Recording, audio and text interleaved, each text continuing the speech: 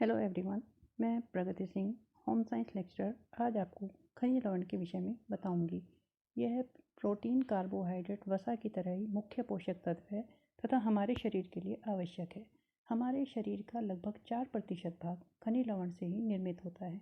खनिज लवण की प्राप्ति हम भोजन के द्वारा करते हैं।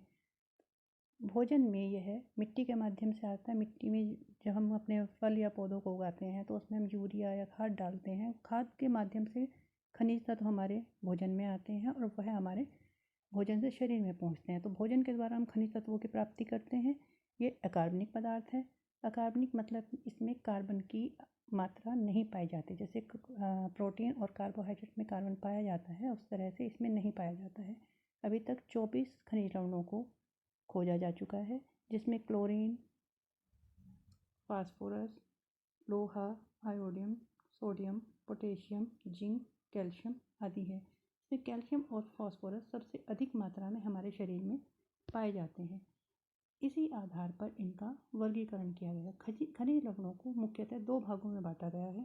एक है मात्रा के आधार पर, दूसरा है कार्यों के आधार पर। मात्रा के आधार पर जो तत्व हमारे शरीर में कम मात्रा में पाए जाते हैं उनको कम मात्रा वाले तत्व कहा गया या ट्रेस एलिमेंट कहा जाता है, जबकि जो अधिक मात्रा में पाए जाते हैं उनको हम अधिक मात्रा में पाए जाने वाले तत्व या मेजर एलिमेंट कहते हैं। अधिक मात्रा में पाए जाने वाले तत्व हैं calcium, phosphorus, potassium, sodium, chlorine, magnesium तथा सल्फर।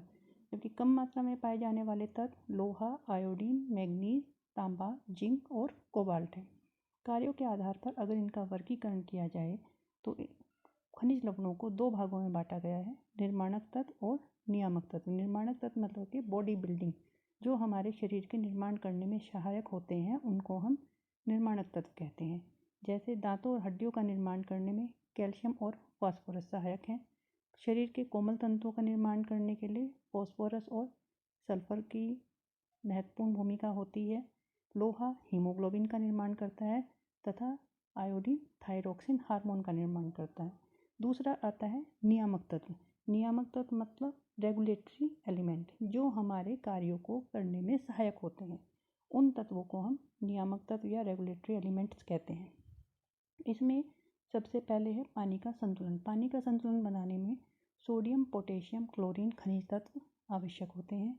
इसी प्रकार अम्ल और क्षार के संतुलन बनाने के लिए कैल्शियम, पोटेशियम, सोडियम और मैग्नीशियम क्षारीय प्रकृति के होते हैं, जबकि अन्य सभी खनिज तत्व अम्लीय प्रकृति के होते हैं। तो इसी तरह से ये हमारे भोजन में या शरीर में अम्ल और क्षार के संतुलन को बनाते हैं। फिर आता है आपका मांसपेशीय तंतुओं की संवेदन शक्ति को बनाए रखने में। ये कार्य सोडियम, पोटेशियम, क्लोरीन और फास्फोरस के द्वारा किया जाता है।